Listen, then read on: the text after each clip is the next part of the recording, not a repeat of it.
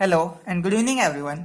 आज के लेक्चर में हम various distribution using micro canonical ensemble means जो हमने पीछे वाले लेक्चर के अंदर Bose-Einstein statics, Fermi-Dirac statics, Maxwell-Boltzmann statics के बारे में पढ़ा था। इस लेक्चर में हम उन तीनों स्टैटिक्स का जो डिस्ट्रीब्यूशन फंक्शन है वो निकालेंगे with the help of micro canonical ensemble. तो स्टार्ट करते हैं। तो फर्स्ट ऑफ ऑल हमने मान लिया कि हमारे पास एक सिस्टम है, ये हमने एक सिस्टम मान लिया और इस सिस्टम के अंदर मान लिया हमारे पास n नंबर ऑफ पार्टिकल हैं। ये हमने n नंबर ऑफ पार्टिकल्स मान लिए और ये जो पार्टिकल है सेकंड एजम्पशन ये मान लिए ये पार्टिकल एक दूसरे के साथ इंटरेक्ट नहीं कर रहे, मींस नॉन इंटरेक्टिंग पार्टिकल है हमारे पास। और जो इन पार्टिकल का जो वॉल्यूम है, इन पार्टिकल ने जो वॉल्यूम ऑक्यूपाई किया है टोटल, वो हमने v वॉल्यूम मान लिया। तो इस सिस्टम के अंदर जो पार्टिकल लेके चले हैं बेसिकली हम इन पार्टिकल को तीन टाइप से स्टडी कर सकते हैं। जो पहली टाइप होती है वो हमारे पास होती है मैक्सवेल-बोल्ट्जमैन स्टैटिक्स, जिसको हम क्लासिकल स्टैटिक्स भी बोलते हैं। और जो क्वांटम मैकेनिकली होती है वो कौन कौन सी होती है हमारे पास? सेकेंड आएगी बोस-आइंस्टाइन स्टैटिक्स और जो थर्ड वन होगी वो होगी हमारे पास फर्मी-डिराक स्टैटिक्स। तो तीनों स्टैटिक्स का यहाँ पे हम डिस्ट्रीब्यूशन फंक्शन निकालेंगे। एक बार फिर से बता देता हूँ, सिस्टम के अंदर हमने जो पार्टिकल लिए उन पार्टिकल को बेसिकली हम दो टाइप से ट्रीट कर सकते हैं, तो क्लासिकली और एक क्वांटम मैकेनिकली। जब हम पार्टिकल को क्लासिकली ट्रीट करते हैं वहां पे हम मैक्सवेल-बोल्ट्जमैन स्टैटिक्स के बारे में स्टडी करते हैं और जब पार्टिकल को हम क्वांटम मैकेनिकली ट्रीट करते हैं वहां पे हम बोस-आइंस्टीन और फर्मी-डिराक स्टैटिक्स के बारे में स्टडी करते हैं। तो आज की इस लेक्चर में हम जो स्टैटिक्स तीनों स्टैटिक्स है इनका डिस्ट्रीब्यूशन फंक्शन निकालेंगे। तो स्टार्ट करते हैं। The simplest system in an identical non interacting particle occupy volume v। तो हमने यहाँ पे एक सिंपल सा सिस्टम लिया है जिसके अंदर n number of identical particle है और वो पार्टिकल एक दूसरे के साथ इंटरेक्ट नहीं कर रहे और उन पार्टिकल ने जो वॉल्यूम ऑक्यूपाई किया है वो v वॉल्यूम ऑक्यूपाई किया है। तो इन पार्टिकल को जो देखने का नजरिया है हम इन तीन तरह से इन पार्टिकल को देख सकते हैं। वो तीन केस कौन कौन से होंगे? थ्री केस कौन से होंगे हमारे पास? आइडियल बोल्ट्जमैन गैस, जिसको हम क्लासिकल गैस भी बोलते हैं या फिर मैक्सवेल-बोल्ट्जमैन स्टैटिक्स भी बोल सकते हैं। जो सेकंड होगा आइडियल बोस गैस, जिसको ये क्वांटम मैकेनिकली गैस भी बोला जाता है इसको, या फिर क्वांटम मैकेनिकली जब हम पार्टिकल को ट्रीट करते हैं जब हम आइडियल बोस गैस के बारे में स्टडी करते हैं। और जो थर्ड वन केस होगा वो आइडियल फर्मी गैस। तो इन तीन तरीकों से हम उन पार्टिकल को स्टडी कर सकते हैं। तो इससे पहले वाले लेक्चर में हमने जो तीनों डिस्ट्रीब्यूशन स्टैटिक्स हैं, जो तीनों स्टैटिक्स हैं, इन तीनों स्टैटिक्स का हमने थर्मोडायनामिक प्रोबेबिलिटी निकाला था। थर्मोडायनामिक प्रोबेबिलिटी क्या होता है कि कितनी माइक्रोस्टेट के अंदर कितनी मैक्रोस्टेट प्रेजेंट है, number of microstate present in the macrostate. तो इनका जो थर्मोडायनामिक प्रोबेबिलिटी होगा मैक्सवेल-बोल्ट्जमैन स्टैटिक्स का देखते हैं वो क्या होगा। ये हमारे पास इसका थर्मोडायनामिक प्रोबेबिलिटी होगा और यहाँ पे एक पाई मल्टीप्लायर भी आएगा, n के बाद पाई मल्टीप्लायर आएगा और जिसकी वैल्यू होगी i से 1 से लेके k तक। ये n आगे आएगा और बीच में फिर ये पाई मल्टीप्लायर और फिर ये टर्म आएगी। तो ये थर्मोडायनामिक प्रोबेबिलिटी हम पहले वाले लेक्चर के अंदर निकाल चुके हैं। उसके बाद जो बोस-आइंस्टीन स्टैटिक्स के लिए जो थर्मोडायनामिक प्रोबेबिलिटी होगी वो क्या होगी? ये होगी pi multiplier this term into this term, sorry this term divide by this term. उसके बाद फर्मी-डिराक स्टैटिक्स के लिए जो थर्मोडायनामिक प्रोबेबिलिटी होगी वो हमारे पास ये होगी W is equal to pi multiplier GI by this term. तो फर्स्ट ऑफ ऑल हम यहाँ पे जो फर्मी-डिराक स्टैटिक्स है इसके लिए ही डिस्ट्रीब्यूशन फंक्शन निकालेंगे। तो फर्मी-डिराक स्टैटिक्स के लिए जो थर्मोडायनामिक प्रोबेबिलिटी होगी वो ये होगी और इसके लिए ही हम डिस्ट्रीब्यूशन फंक्शन निकालेंगे। तो इसको हमने बोल दिया इक्वेशन नंबर 1। अब इस टर्म को हमने सोल्व करना है। तो सोल्व करने के लिए हमने दोनों तरफ लॉग ले लिया, इस तरफ भी इक्वल टू के इस तरफ भी और इस तरफ भी लॉग लिया। तो लॉग लेंगे तो क्या आ जाएगा? log W equal to log GI और इसके लिए log क्या आ जाएगा? log NI minus log GI minus NI। तो हमने क्या किया, इक्वेशन नंबर 1 का log ले लिया बोथ साइड। अब हम जहां पे भी log वाली टर्म में सपोज दैट हमारे पास log x है और इसके एंड में फैक्टोरियल है, तो ये टर्म जहां पे भी होगी, ऐसी टर्म जहां पे भी होगी वहां पे हम स्टिरलिंग अप्रोक्सीमेशन का यूज करते हैं। और स्टिरलिंग अप्रोक्सीमेशन क्या होती है हमारे पास? log x factorial. तो इस टर्म को हम कैसे लिख सकते हैं? x log x minus x लिख सकते हैं। तो ये जितने भी टर्म है हमारे पास, ये जो टर्म है इसमें भी क्या है? फैक्टोरियल आया है। ये टर्म है इसमें भी फैक्टोरियल आया है और ये टर्म है इसके अंदर भी फैक्टोरियल आया है। तो अब हम क्या करेंगे, जहां पे x है वहां पे क्या लिख देंगे, जी आई लिख देंगे। तो सबसे पहले मैं इसके ऊपर ये जो पार्ट है इसके ऊपर मैं स्टिरलिंग अप्रोक्सीमेशन लगाऊंगा तो क्या जाएगा हमारे पास, इसको हमने बोल दिया इक्वेशन नंबर 2, और log जी आई, इसके ऊपर स्टिरलिंग अप्रोक्सीमेशन लगाएंगे तो क्या है, x की जगह क्या लिख देंगे, जी आई लिख देंगे, जी आई log जी आई माइनस जी आई। ये फर्स्ट पार्ट के ऊपर हमने स्टिरलिंग अप्रोक्सीमेशन लगाया। अब इस पार्ट के ऊपर अगर हम स्टिरलिंग अप्रोक्सीमेशन लगाएं तो क्या आएगा, इसको हमने बोल दिया इक्वेशन नंबर 3। तो ये आ जाएगा log एन आई, और ये फैक्टोरियल है। अगर इसका स्टिरलिंग अप्रोक्सीमेशन लगाएंगे तो क्या होगा, जहां पे x है वहां पे क्या जहां पे x है वहां पे हम n पुट कर देंगे, बाकी as it is N I log N I minus N I. हमने इस पार्ट का भी जो स्टिरलिंग अप्रोक्सीमेशन है वो भी इस पार्ट के ऊपर भी लगा दिया। अब इस पार्ट के ऊपर जब हम स्टिरलिंग अप्रोक्सीमेशन लगाएंगे तो क्या आ जाएगा, log G I minus N I factorial. तो अब क्या आएगा, अब जो x है वो क्या है यहाँ पे जी आई माइनस एन आई, तो रहेगा यही सेम, x की जगह क्या रख देंगे हम, जी आई माइनस एन आई। तो यह आ जाएगा G I minus N I log G I minus N I minus ji I minus N आई। इसको हमने बोल दिया इक्वेशन नंबर 4। अब जो इक्वेशन नंबर 3 और ये 4, और इसको हमने बोल दिया इक्वेशन नंबर 5। 3, 4, 5 को हम इक्वेशन नंबर 2 के अंदर पुट कर देंगे। तो पुट करने के बाद हमारे पास क्या टर्म आएगी, पुट क्या करना है, सिर्फ log जी आई की जगह हम क्या वैल्यू रख देंगे, ये वैल्यू रख देंगे। log एन आई की जगह हम क्या वैल्यू रख देंगे, ये वाली वैल्यू रख देंगे, और इस टर्म की जगह हम ये वैल्यू रख देंगे। तो वैल्यू पुट करने के बाद क्या आता है वो हम देखते हैं अभी। तो तीनों वैल्यू पुट करने के बाद इक्वेशन नंबर 2 के अंदर हमारे पास ये इक्वेशन आ जाएगी। अब हमें इस इक्वेशन को सोल्व करना है, इसको बोल दिया हमने इक्वेशन नंबर 6। अब इक्वेशन नंबर 6 को हम कैसे सोल्व कर सकते हैं, अगर मैं ये साइन अंदर लेके जाऊं, ये वाला जो साइन है वो अगर मैं अंदर लेके जाऊं तो ये साइन क्या हो जाएगा हमारे पास, ये साइन प्लस हो जाएगा। और इस साइन को अगर मैं अंदर लेके जाऊं तो क्या हो जाएगा, इस साइन को अंदर लेके जाऊंगा तो ये जो साइन है वो प्लस हो जाएगा, और ये जो साइन है ये भी प्लस हो जाएगा। अब प्लस होने के ये इनिशियली माइनस था, बाद में ये प्लस हो जाएगा, ये बाद में प्लस हो जाएगा, पहले यहाँ पे माइनस था। तो अब साइन चेंज करने के बाद हमारे पास क्या इक्वेशन आएगी वो हम लिखते हैं नीचे। अब साइन चेंज करने के बाद हमने ये इक्वेशन यहाँ पे लिख दिया, और यहाँ इनटू में ये वाली टर्म। तो अब यहाँ पे क्या होगा, जी आई से इस जी आई से ये जी आई प्लस का और ये जी आई माइनस का, तो ये टर्म कैंसिल हो जाएगी। ये एन आई प्लस का है यहाँ पे, और वेट ए मिनट, यहाँ पे ये जो साइन है वो माइनस का आएगा, और इस एन आई से ये जो एन आई है वो कैंसिल हो जाएगा। और कैंसिल होने के बाद जो बाकी की जो टर्म बचेगी वो हम लिखेंगे अगले सेक्शन में। तो टर्म कैंसिल होने के बाद जो बाकी की जो इक्वेशन है वो हमारे पास ये इक्वेशन बच जाएगी। अब इस इक्वेशन को सोल्व करना है। इस इक्वेशन को सोल्व करने के लिए हम और इक्वल टू यहाँ पे W है, log W। और इस इक्वेशन को हम कैसे सोल्व करेंगे, यहाँ पे हम इसको डिफरेंशिएट कर देते हैं बोथ साइड। अब डिफरेंशिएट क्यों करेंगे, क्योंकि हमें इक्विलिब्रियम जो स्टेट है वो निकालनी है, और इक्विलिब्रियम स्टेट निकालने के लिए हमें ये जो इक्वेशन है इसको डिफरेंशिएट करना पड़ेगा। जब हम इस टर्म को डिफरेंशिएट करेंगे तो क्या आएगा, तो इस टर्म को डिफरेंशिएट करेंगे तो log W का डिफरेंशिएट क्या आ जाएगा हमारे पास, D log W equal to summation I1 to K। और ये वाली जो टर्म है ये हमारे पास जीरो हो जाएगी, क्योंकि ये कांस्टेंट टर्म है। कांस्टेंट क्या है, जी आई क्या है, नंबर ऑफ सेल, और नंबर ऑफ सेल क्या है हमारे पास, कांस्टेंट टर्म है। तो कांस्टेंट टर्म का जो डेरिवेटिव हो वो जीरो हो जाएगा।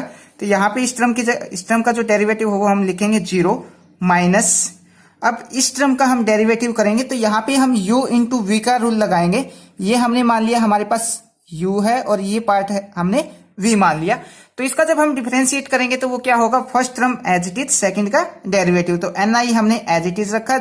और इसका जब हम डेरिवेटिव करेंगे log एन आई का, तो log एन आई का जो डेरिवेटिव होगा, log वाली टर्म का जब हम डेरिवेटिव करते हैं तो जैसे log x स्क्वायर है हमारे पास या x क्यूब है हमारे पास, अगर जब इसका डेरिवेटिव करेंगे तो पहले क्या आएगा, ये आ जाएगा पहले तो log एक्स स्क्र 1/x² और बाद में इस x² का करेंगे तो क्या आ जाएगा 2x आ जाएगा।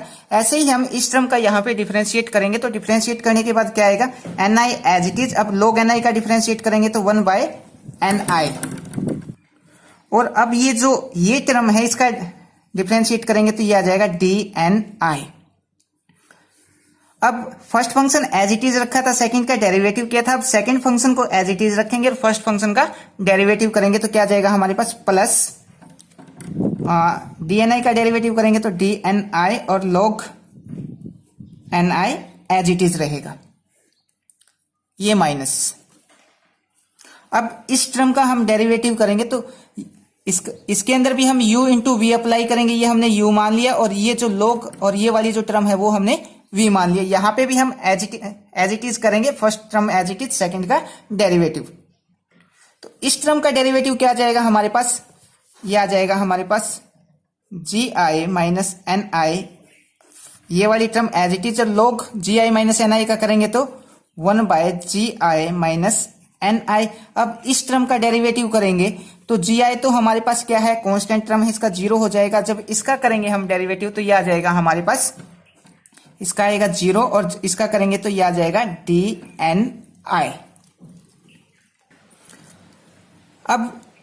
अब हमने क्या लिया था, first term as it is, second का डेरिवेटिव। अब हम फर्स्ट टर्म का डेरिवेटिव करेंगे, सेकंड को एज इट इज रहने देंगे तो क्या आ जाएगा हमारे पास, ये आ जाएगा। तो हमारे पास डेरिवेटिव ये आ जाएगा, सेकंड टर्म हमने एज इट इज लिखी, जब इसका डेरिवेटिव करेंगे तो gi टर्म हमारे पास कांस्टेंट है, dni का करेंगे तो ni का करेंगे तो हमारे पास dni आ जाएगा। अब इसको एक थोड़ा सा प्रॉपर वे में हम लिख लेते हैं। प्रॉपर वे में लिखने के बाद क्या आएगा वो हम देखते हैं। अभी प्रॉपर वे में लिखने से पहले एक बार जो टर्म कैंसिल हो रही है हम उस टर्म को कैंसिल कर दें। ये ni से हमारे पास ni कैंसिल हो जाएगा, 0 रहे ना रहे उसका कोई फर्क नहीं है। और इस टर्म से ये टर्म हमारे पास कैंसिल हो जाएगी और जो बची हुई टर्म है अब हम उनको नीचे लिख लेते हैं। तो यहां से क्या बचेगा, dni, तो ये आ जाएगा। तो ये बची हुई टर्म हमने नीचे लिख ली, ये dni यहाँ पे, ये जो टर्म है वो हमने यहाँ पे लिख दी, ये माइनस माइनस प्लस हो जाएगा तो प्लस dni और साथ में ये टर्म हमने यहाँ पे एज इट इज लिख दी। अब यहाँ पे जो माइनस का dni है और ये प्लस का dni है तो ये दोनों टर्म हो जाएंगे कैंसिल। अब फिर से जो बची हुई टर्म है उसको हम फिर से नीचे लिख लेते हैं। तो बची हुई टर्म क्या जाएगी, d log w और इक्वल टू समेशन, यहाँ पे समेशन और आएगा माइनस dni log ni और प्लस dni और log gi माइनस ni। अब इस टर्म के अंदर भी dni है और इस टर्म के अंदर भी dni है तो दोनों को हम बाहर कॉमन निकाल लेते हैं। कॉमन निकालने के बाद क्या आएगा, ये d log w as it is और इसमें से हम कॉमन निकाल लेंगे। तो इस टर्म को हम पहले लिखेंगे for simplicity log gi minus ni और ये वाली टर्म यहाँ लिखेंगे log प्लस में log ni और जो dni है उसको हमने बाहर कॉमन निकाल लिया तो ये आ जाएगा dni और बाहर summation i equal to 1 to k। हमने मान लिया यहाँ पे जो थर्मोडायनामिक प्रोबेबिलिटी है ये वाली जो टर्म है वो हमने मैक्सिमम मान ली या मैक्सिमम मान ली। तो जब हम थर्मोडायनामिक प्रोबेबिलिटी या मैक्सिमम या मिनिमम निकालते हैं तो हम एक टर्म को 0 के इक्वल लेके चलते हैं। तो ये वाली जो थर्मोडायनामिक प्रोबेबिलिटी है इसको हम 0 मान लेते हैं क्योंकि w का अगर हम डेरिवेटिव करेंगे तो वो क्या आएगा, 0 आएगा। अगर d log w का डेरिवेटिव करेंगे मैक्सिमम मान के तो वो भी क्या आ जाएगा, 0 आ जाएगा। तो ये टर्म क्या हो जाएगी हमारे पास 0। तो इस टर्म को, ये वाली जो टर्म है इसको हम 0 के इक्वल लेके चलेंगे तो ये आ जाएगा हमारे पास summation i equal to 1 to k log gi minus ni plus log ni और dni इक्वल टू 0। अब हम इस टर्म को सोल्व करेंगे और इस टर्म को सोल्व करने के लिए हमारे पास एक फॉर्मूला होता है log a minus log b, log a minus log b और इसको हम क्या लिख सकते हैं, log a माइनस b को log a बाय b लिख सकते हैं। तो इस टर्म में हम log a माइनस b का फॉर्मूला लगाएंगे तो हमारे पास क्या आ जाएगा, यहाँ पे log A बाय B और इनटू में DNI एज इट इज। इस इक्वेशन को बोल दिया हमने इक्वेशन नंबर 7।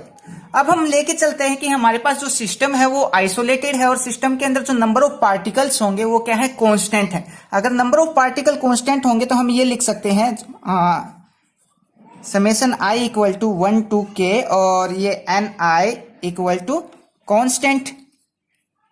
यहां पे हमने क्या माना, जो नंबर ऑफ पार्टिकल है वो नंबर ऑफ पार्टिकल सिस्टम में कांस्टेंट है। अगर नंबर ऑफ पार्टिकल सिस्टम के अंदर कांस्टेंट है तो मैं इस कांस्टेंट टर्म का जब डेरिवेटिव करूंगा तो वो क्या आएगा, 0 आएगा। अगर मैं इसका डेरिवेटिव करूं तो यहां पे लिखेंगे डिफरेंशिएट दिस इक्वेशन, तो इसका डेरिवेटिव करेंगे तो डेरिवेटिव करने के बाद क्या आएगा, I equal to 1 to K और ये आ जाएगा DNI इक्वल टू 0। इसको हमने बोल दिया यहाँ पे इक्वेशन नंबर 7.1। अब इस 7.1 के अंदर हम लैग्रेंजियन मल्टीप्लायर का यूज करेंगे। तो एक बार तो हम इस टर्म को ऐसे ही रहने देते हैं, 7 पॉइंट इक्वेशन को एज इट इज रहने देते हैं। अब हम बात करते हैं एनर्जी की। तो अगर सिस्टम हमारे पास आइसोलेटेड है तो इस सिस्टम की जो एनर्जी है वो क्या रहेगी, कंजर्व रहेगी। और जो एनर्जी है वो हमने पहले वाले लेक्चर के अंदर भी निकाला था कि उसकी जो मेन एनर्जी है वो हम कैसे निकालते हैं। तो यहाँ पे जो सिस्टम की एनर्जी है वो क्या आ जाएगी, NI और summation I equal to 1 to K और इक्वल ये क्या है हमारे पास, कांस्टेंट टर्म है, कांस्टेंट। और जब हम इस इक्वेशन का डेरिवेटिव करेंगे तो डेरिवेटिव क्या आ जाएगा, E तो हमारे पास कांस्टेंट है तो ये आ जाएगा EI, तो एज इट इज NI का डेरिवेटिव करेंगे तो DNI और समेशन बाहर as it is I equal to 1 to K और ये इक्वल टू 0 आ जाएगा। अब हम यहाँ पे ये जो इक्वेशन 7.1 है और इसको बोल देते हैं इक्वेशन 7.2। 7.1 और 7.2 के अंदर हम लैग्रेंजियन मल्टीप्लायर का यूज करेंगे। मींस हम इस टर्म को बोथ साइड किसी भी कांस्टेंट से मल्टीप्लाई करवा देंगे, इस तरफ भी किसी कांस्टेंट से मल्टीप्लाई करवा देंगे और इस तरफ भी किसी कांस्टेंट से मल्टीप्लाई करवा देंगे। तो 7.1 को जब हम किसी कांस्टेंट से मल्टीप्लाई करवाएंगे तो मान लिया हम इसको अल्फा से मल्टीप्लाई करवा रहे हैं तो ये टर्म क्या आ जाएगी हमारे पास, I equal to 1 to K और ये अल्फा से हमने इस टर्म को मल्टीप्लाई करवा दिया DNI और इक्वल टू 0। एक टर्म आती है हमारे पास, ये इस टर्म को बोल दिया हमने इक्वेशन नंबर 8। अब अगर मैं इस 7.2 इक्वेशन को भी लैग्रेंजियन मल्टीप्लायर से मल्टीप्लाई करवाऊं तो हम इसको बीटा से मल्टीप्लाई करवाते हैं तो यह आ जाएगा हमारे पास summation I equal to 1 to K और EI DNI और इसको हमने ये बीटा से मल्टीप्लाई करवा दिया और इक्वल टू 0। इसको हमने बोल दिया इक्वेशन नंबर 9। तो हमारे पास यहाँ पे 3 इक्वेशन आती है, इक्वेशन नंबर 7, इक्वेशन नंबर 8 और इक्वेशन नंबर 9। तो इक्वेशन नंबर 8 और 9 को मैं इक्वेशन नंबर 7 से सब्ट्रैक्ट करवाऊंगा। तो सब्ट्रैक्ट करवाने के बाद क्या आएगा हमारे पास, और यहाँ पे जो इक्वेशन नंबर 7 है वो भी क्या 0 के इक्वल है। तो हम राइट हैंड साइड में से राइट हैंड साइड सब्ट्रैक्ट करेंगे, लेफ्ट हैंड साइड में से लेफ्ट हैंड साइड सब्ट्रैक्ट करेंगे। तो सब्ट्रैक्ट करने के बाद हमारे पास क्या आएगा वो देखते हैं आप। तो सब्ट्रैक्ट करने के बाद हमारे पास ये टर्म आ जाएगी, ये हमारे पास इक्वेशन नंबर 7 है, ये हमारे पास इक्वेशन नंबर 8 है। इक्वेशन नंबर 7 के अंदर से हमने 8 को सब्ट्रैक्ट किया और इक्वेशन नंबर 9 को भी सब्ट्रैक्ट कर दिया। ये वाली हमारे पास इक्वेशन नंबर 9 है। अब यहाँ से कॉमन क्या क्या आ रहा है हमारे पास इस इक्वेशन से, तो समेशन इस टर्म में भी है, इस टर्म में भी है और इस टर्म में भी है। ये टर्म हमारे पास कॉमन आ रही है। दूसरा DNI इस टर्म में भी है, इस टर्म में भी है और इस टर्म में भी है। तो समेशन और DNI को हम जब इस इक्वेशन से कॉमन निकालेंगे तो कॉमन निकालने के बाद हमारे पास क्या आ जाएगा, तो कॉमन निकालने के बाद हमारे पास ये टर्म आएगी। तो यहाँ से समेशन हमने बाहर लिख लिया सबका और ये लोग ये वाली टर्म यहाँ पे एज इट इज DNI हमने यहाँ से कॉमन निकाल लिया। यहाँ से जब हम समेशन और DNI कॉमन निकालेंगे तो क्या बच जाएगा माइनस अल्फा, वो हमने यहाँ लिख दिया। और यहाँ से जब हम कॉमन निकालेंगे तो क्या होगा, समेशन बाहर निकाल लिया, DNI बाहर निकाल लिया, तो क्या बचेगा बीटा EI। तो हमने ये टर्म यहाँ पे बाहर निकाल ली और DNI क्या था कॉमन और ये वाली टर्म क्या थी कॉमन, और ये है हमारे पास 0। तो अब ये जो टर्म आई है हमारे पास इसको हम बोल देते हैं इक्वेशन नंबर 10। और इक्वेशन नंबर 10 में हमारे पास 2 टर्म है, 2 टर्म में से एक तो DNI है, या तो DNI यहाँ पे क्योंकि ये कंप्लीट टर्म 0 के इक्वल है, या तो DNI 0 के बराबर होगा या फिर ये वाली जो टर्म है वो 0 के इक्वल होगी। तो ये वाली जो टर्म है DNI को छोड़ के बाकी जो टर्म है हम इसको 0 के इक्वल लेके चलेंगे। तो अगले स्टेप में हम यही करेंगे, ये जो टर्म है इसको 0 के इक्वल पुट कर देंगे। तो हमने यहाँ पे जो DNI को छोड़ के बाकी की जो टर्म है उसको 0 के इक्वल पुट कर दिया और जीरो के इक्वल पुट करने के बाद अगर मैं ये वाली जो टर्म है उसको इक्वल टू की साइड से उस तरफ लेके जाऊं तो ये वाली टर्म किसकी हो जाएगी, प्लस की हो जाएगी। तो ये आ जाएगा हमारे पास log G I minus N I divide by N I, और ये टर्म उस तरफ जाएगी तो प्लस की हो जाएगी alpha plus beta E I. अब हम इस टर्म को कैसे लिख सकते हैं, इस टर्म को हम लिख सकते हैं अगर मैं log को उस तरफ लेके जाऊं तो ये पावर किस में, ये किस में चला जाएगा, एक्सपोनेंशियल में चला जाएगा। तो मैं log को पहले मैं इस टर्म को भी सोल्व कर लेता हूं, यहाँ पे एक साथ दो स्टेप करेंगे। तो इस टर्म को हम क्या लिख सकते हैं, पहले G I by N I minus N I by N I, और ये log को मैं उस तरफ लेके जाऊंगा तो क्या होगा, ई की power alpha plus beta E I, ये आ जाएगा। अब एन आई से एन आई कैंसिल, वन आ जाएगा यहाँ पे, तो ये आ जाएगा G I minus N I minus one equal to e की power alpha plus beta E I. अब इस वन को उस तरफ लेके जाऊं तो ये माइनस का इधर आके प्लस का हो जाएगा, तो क्या आ जाएगा हमारे पास, G I minus N I equal to e alpha plus beta e की power alpha plus beta E I, और ये वन इधर आके प्लस में हो जाएगा, प्लस वन। अब हमें यहाँ पे क्या निकालना है, हमें तो एन आई निकालना है। तो इस टर्म को हम रिवर्स कर देंगे, रिवर्स करेंगे तो एन आई ऊपर चला जाएगा, जी आई नीचे आ जाएगा, और ये पावर ये जो टर्म है वो वन के बाय में आ जाएगी। तो N I by G I equal to one by, ये कंप्लीट टर्म नीचे आ जाएगी, ई की power alpha plus beta E I plus one. अब इस जी आई को मैं उस तरफ लेके जाऊं तो ये क्या आ जाएगा, N I equal to G I e की power alpha plus beta E I plus one. ये है हमारे पास आता है जो फर्मी डिराक स्टैटिक्स है उसका डिस्ट्रीब्यूशन फंक्शन। आई होप आपको ये समझ में आया होगा, और जो बोस आइंस्टीन कंडेंसेशन का और फर्मी डिराक का है वो हम अगले लेक्चर के अंदर करेंगे क्योंकि लेक्चर ज्यादा लंबा हो जाएगा। Thank you.